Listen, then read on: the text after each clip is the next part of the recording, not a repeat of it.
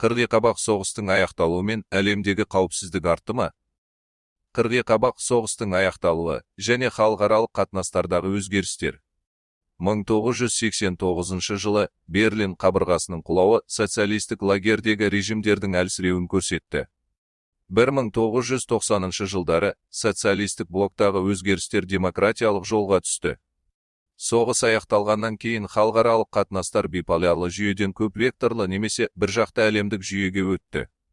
Варшава шарты ыдырап, орталық және шығыс Еуропа мемлекеттері еуропалық және әлемдік саясаттың дербес факторына айналды.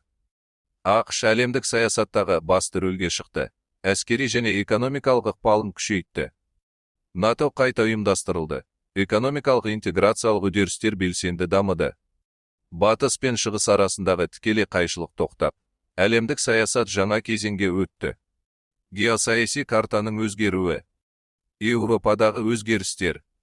Германияның бірігуі бұрынғы батыс пен шығыс Германияны біріктіріп, экономикалық және саяси интеграцияны күшейтті. Чехословакияның бөлінуі Чехия мен Словакия тәуелсіз мемлекет ретінде қалыптасты. Балтық елдерінің тәуелсіздігі Варшава шартының ыдырауынан кейін батысқа бағдарланды. Югославияның ыдырауы бірнеше тәуелсіз мемлекеттерге бөлінді. Еуразиядағы өзгерістер. Кеңес одағының ыдырауы 15 жаңа мемлекеттің пайда болуына әкелді. Бұл мемлекеттер халықаралық қатынастарда дара субъектілерге айналды. Азиядағы өзгерістер. Қытайдың экономикалық және саяси күшеюі Азия-тынық мұхиты аймағындағы геосаяси ахуалды өзгертті. Жапонияның экономикалық күші Азиядағы тепе-теңдікті өзгертті. Әлемдік картада мемлекеттер саны көбейді, қатынастар көпвекторлы сипат алды, және жергілікті күштердің балансы өзгерді. Жаһандық мәселелер. 20 ғасырдың екінші жартысында адамзат жаһандық проблемаларға бетпе-бет келді. Экологиялық проблемалар. Ауа, су, жер ластануы, табиғи ресурстардың сарқылуы. Демографиялық және әлеуметтік мәселелер. Халық санының өсуі азық-түлік пен өмір сүру жағдайларының дамуына сәйкес келмеді. Көп елде халықтың кедейлігі сақталды. Бұл экономикалық және әлеуметтік дамудың тежелуіне әкелді. Халықтың өсуі мен ресурстардың жеткіліксіздігі арасындағы алшақтық көптеген мемлекеттерде әлеуметтік шиеленістер тудырды. 20 ғасырдың соңында адамзат жаңа қауіп-қатерлерге тап болды. Трансұлттық ұйымдасқан қылмыс, халықаралық терроризм, есірткінің заңсыз айналымы, бұл қауіптер жеке мемлекеттердің күштерімен ғана шешілмейді. Себебі олар жалпы әлемдік сипатқа ие. Жаһандық мәселелерді шешу үшін мемлекеттер ұжымдасқан күш пен қимылды қажет етеді. Біріккен ұлттар ұйымы және басқа халықаралық ұйымдар экологияны қорғау, адам құқықтарын сақтау, терроризм мен қылмысты бақылау сияқты мәселелерді үйлестіріп, шешуге тырысады. Қауіпсіздіктің жаңа параметрлері. Қырғи-қабақ соғыстың аяқталуымен қауіпсіздік ұғымының мазмұны кеңейді.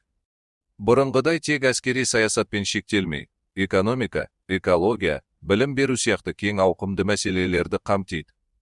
Қауіпсіздікті қамтамасыз етудің әскери емес құралдарының рөлі артты. Нақты қатерлердің көздері. Терроризм, жаппай қырып-жою қаруын тарату, ұлтаралық жанжалдар, қоршаған ортаны ластау. Ұжымдық қауіпсіздік. Халықаралық және аймақтық ұйымдардың маңызы артып, мәселелерді әлемдік серіктестік негізінде шешу қажеттілігі туындады. Интеграциялық үдерістер.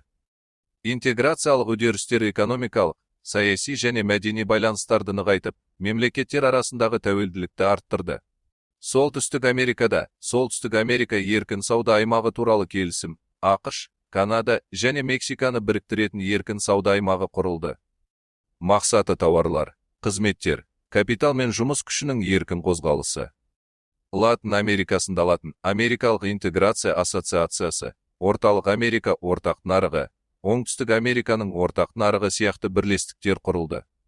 Мақсаты кедендік баж салықтарын азайту, ортақ нарық құру. Еуропада Еуропалық одақ интеграциялық үдерістерді күшейтті. Трансатлантикалық ынтымақтастық белсенді дамыды. Дезинтеграциялық үдерістер. Дезинтеграциялық үдерістер жаңа мемлекеттердің пайда болуына әкелді. КСР-ның ыдырауы экономикалық, әлеуметтік және саяси жүйенің бөлшектенуіне, жаңа тәуелсіз мемлекеттердің пайда болуына алып келді. Жүйелік дағдарыс нәтижесінде бұрынғы 15 республиканың 11-і тәуелсіз мемлекеттер достастығын құрды. Қазақстан 1991 жылы тәуелсіздігін жариялап, ядролық қарудан бас тартты. Тыңыл, бұрынғы кеңестік мемлекеттердің ыдырауын салыстырмалы түрде жанжалсыз өткізуде маңызды рөл атқарды. Югославияның ыдырауы. Ұлтаралық қақтығыстар мен соғыстар нәтижесінде Югославия социалистік федеративтік республикасы жеке республикаларға бөлінді. Бұл үдеріс ұзаққа созылған азаматтық соғыстармен сипатталды. Сонымен, Қырғиқабақ соғыстың аяқталуы әлемнің саяси картасын түбегейлі өзгертті. Биполярлы жүйеден көп векторлы, көп жақты қатынастар жүйесіне өту жүзеге асты. Жаһандық мәселелердің кеңеюі қауіпсіздік ұғымын жаңа деңгейге көтерді. Интеграциялық және дезинтеграциялық үдерістер қатар жүрді. Жаңа мемлекеттер пайда болып, халықаралық ынтымақтастық құрылымдары күшейді. Әлемдік саясатта ақш пен батыс мемлекеттері басты рөлге шықты. Ал Азиядағы державалар экономикалық және саяси салаларда белсенділік танытты.